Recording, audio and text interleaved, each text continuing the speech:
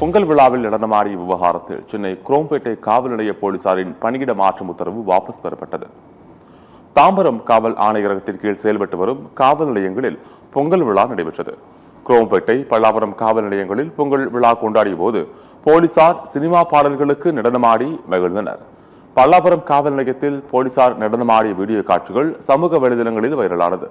இதனையடுத்து தாம்பரம் காவல் ஆணையர் அமல்ராஜ் பணியின் போது நடனமாடிய காவலர்களை கட்டுப்படுத்த தவறிய பல்லாவரம் காவல் ஆய்வாளர் பழனிக்குமார், குரோம்பேட்டை காவல் ஆய்வாளர் தயால் ஆகிய 2 பேரையும் காத்திருப்போர் பட்டியலுக்கு மாற்றி உத்தரவிட்டார்.